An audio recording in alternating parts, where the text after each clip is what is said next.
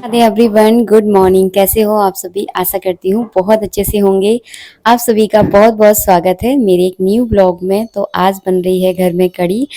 तो कढ़ी को जो है ना आप लोगों को पता है हमारे यहाँ ढेर सारी कढ़ी बनती है। तो मैं हमेशा कढ़ी को जो है ना पतला घोटती हूँ, एकदम पतला। और फिर जो है ना उबल उबल कर ये आधी हो जाती है। तो आप कभी ये सोचना मत कि दीदी आपके यहाँ 3 ही लोग हैं और इतनी सारी कढ़ी खा लेते हैं। नहीं, ये बहुत ज़्यादा मैं बनाती हूँ, लेकिन उबल उबल कर ये आधी ही रह जाती है। तो ये बड़े से बर्तन में मैंने बस कढ़ी को उबलने के लिए रख दिया है।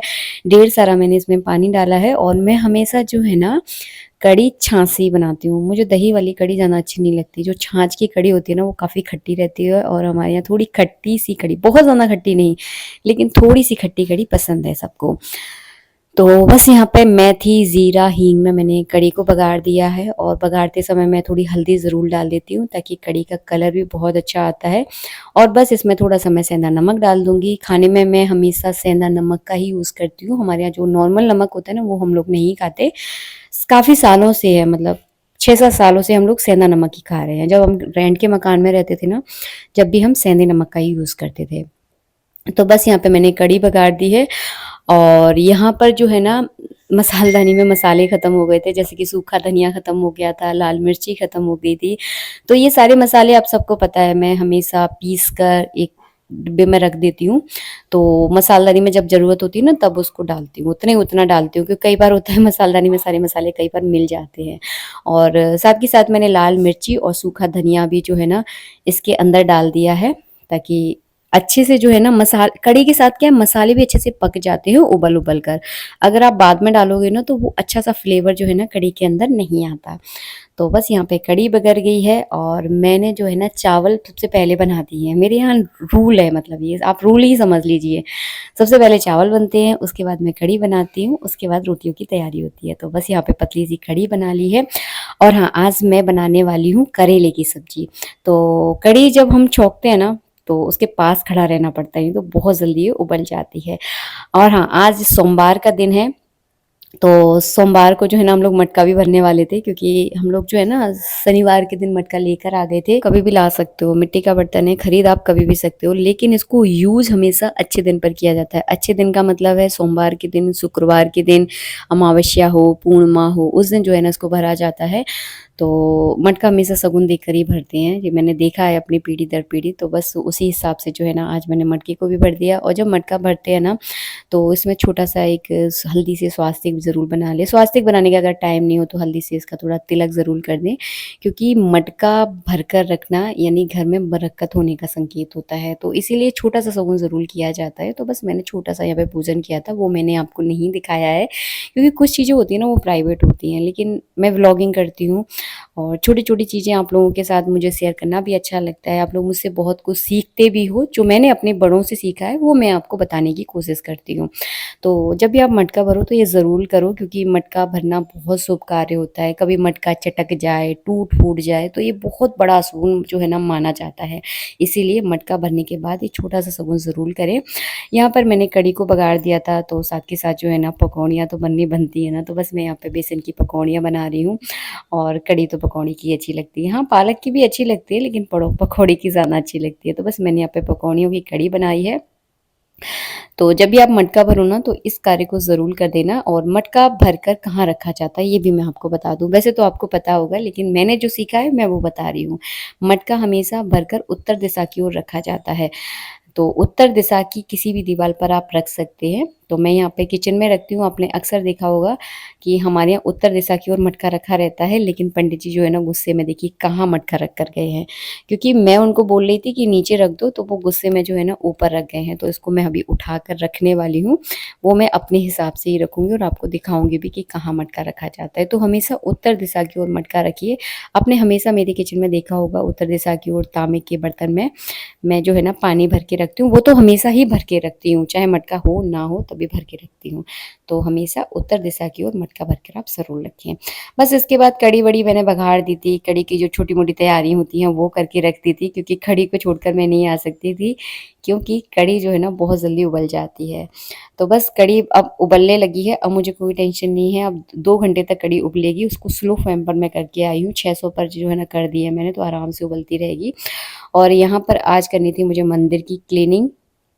तो मंदिर की साफ-सफाई का बहुत ध्यान रखा जाता है हमारे घर में। देखिए, हर घर में रखा जाता है, ऐसा नहीं है कि मैं ही रखती हूँ। मुझे ऐसा लगता है हर इंसान अपने मंदिर की साफ-सफाई करता है। तो बस मैं 4-5 दिनों के अंतराल में जो है ना मंदिर के कपड़े वगैरह चेंज कर देती हूँ।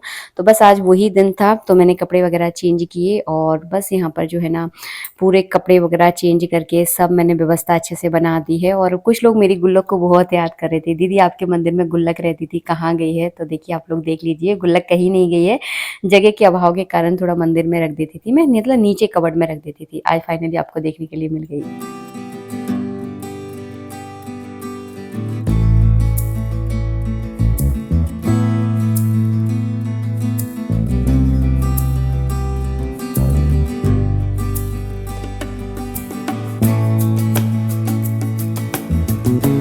मंदिर की गुल्लक के बारे में तो आप लोगों को याद होगा, मैंने बहुत पहले वीडियो बनाया था। ये हमारे घर की बरकत के लिए बहुत ज़्यादा ज़रूरी है। तो मेरे घर के कुछ नियम हैं, कानून हैं, जिनका मैं विशेष ध्यान रखती हूँ ताकि मेरे घर में हमेशा बरकत बनी रहे। तो हम जो भी कमाते हैं, हर इंसान देखिए अपनी मेहनत की कमाई से जो भी कमाता है, उसका कम से कम 1% जो है ना भगवान के नाम का आपको ज़रूर निकालना चाहिए। वो मैं हमेशा निकालती हूँ और इस गुल्लक के अंदर डाल देती हूँ। गऊ माता को लक्ष्मी का स्वरूप माना गया है, मंदिर बहुत छोटा है, तो मैंने इसी गुल्लक के ऊपर लक्ष्मी जी को विराजमान कर दिया है। और 1% मतलब 1% का मतलब है अगर आप ₹100 कमाते हो तो ₹1 जो है ना आप गुल्लक में ज़रूर डालें। और इस पैसे का बाद में क्या किया जाता है, तो जब ये गुल्लक भर जाती है तो इसका आप कोई भी अपनी पसंद का दान पुण्य कर सकते हैं। जो भी आपको दान पुण्य पसंद हो, जो आपका मन कहे, आपकी आत्मा कहे, वो दान पुण्य कर सकते हैं। हम क्या करते हैं, हम जो है ना पंडित जी जो है ना बचपन से एक आश्रम में रहे हैं, वहीं पर उन्होंने पढ़ाई-लिखाई की है। वहाँ से उनका एक अलग ही एक होता है ना मन का रिश्ता, वो वहाँ से उनका है। वो अब अक्सर बोलते हैं कि ये मेरा पहला घर है। तो जो भी हम पर बनता है वो आश्रम के लिए जो है ना हम लोग दान पुण्य करते हैं। तो आप भी अपनी श्रद्धा के अनुसार जो आपको पसंद हो, मैं नहीं कहूँगी कि किसी आश्रम में करो, ये करो, वो करो, जो आपकी श्रद्धा कहे, जो आपकी आत्मा कहे, उन पैसों का आप दान पुण्य ज़रूर करें।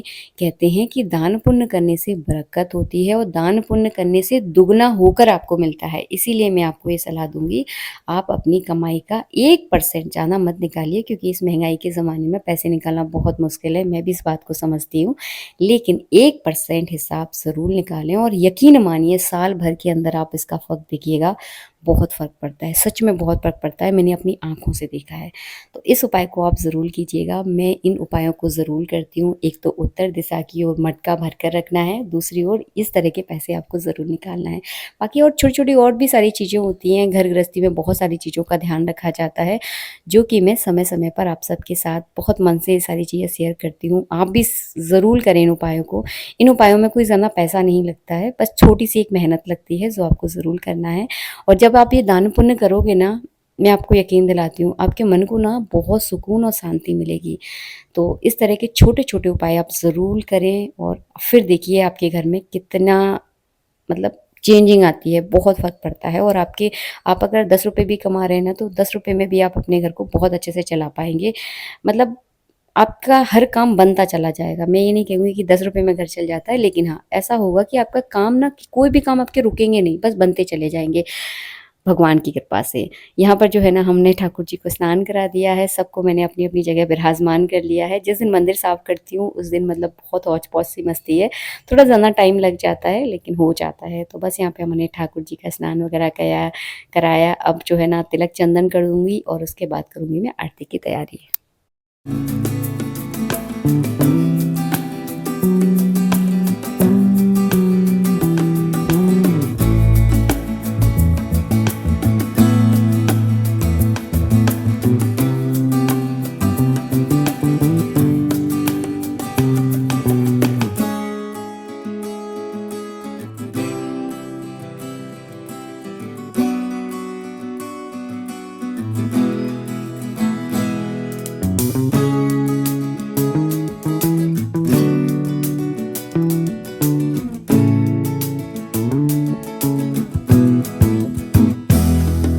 खाना बनने में लगेगा अभी टाइम, तो जब तक हम अपने गोपाल जी को लगा देंगे बर्फ़ी का भोग।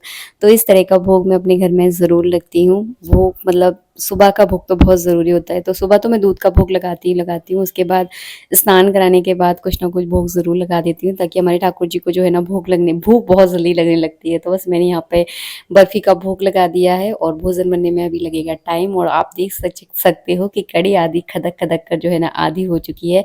इसमें डाल देंगे हम पकौड़ों को, और पकौड़ियों के बाद भी फिर भी मैं कम से कम आधा घंटे कढ़ी को और ज़्यादा उबालूँगी, और फिर ये टेस्टी इतनी टेस्टी लगती है। और एकदम पतली वाली कढ़ी मुझे पसंद है, मुझे ज़्यादा गाढ़ी कढ़ी बिल्कुल पसंद नहीं है। और कढ़ी को भरने में कम से कम 3 से 4 घंटे मैं ज़रूर लगाती हूँ, और तेज़ फ्लेम में नहीं उबालती इसको, थोड़ा स्लो फ्लेम में, ताकि ये कढ़ी बहुत टेस्टी बने। चलिए फटाफट इसके लिए हरा धनिया काटते हैं, क्योंकि कढ़ी हो और इसमें धनिया ना डले ऐसा तो हो ही नहीं सकता है। तो मेरा बहुत मन करता है कि मैं आपको अपने हाथों की कढ़ी खिलाऊँ, मुझे कढ़ी बहुत पसंद है, बहुत ही ज़्यादा टेस्टी लगती है। हम मतलब ख़ासकर मैंने जितने घरों में देखा है, मेरे रिलेशन में जितने भी घर हैं, तो उन लोगों के यहाँ कढ़ी बहुत बनती है, बहुत बनाई जाती है हमारे यहाँ पर। तो बस वही है, तो यहाँ पे कढ़ी खदक रही है, और जब तक हमारे यहाँ पे आ गए थे कोई मेहमान, तो बस उनके लिए मैंने चाय रख दी थी बनने के लिए। अभी ज़्यादा टाइम नहीं हुआ है, अभी 11 बजे का ही टाइम है, तो बस 2 बजे तक जो है ना खाना बन के तैयार हो जाएगा, और उनके लिए बनाई मैंने चाय। वीडियो का यहीं एंड करूँगी, मिलूँगी नेक्स्ट वीडियो में, जब तक के लिए राधे राधे, जय श्री राधे।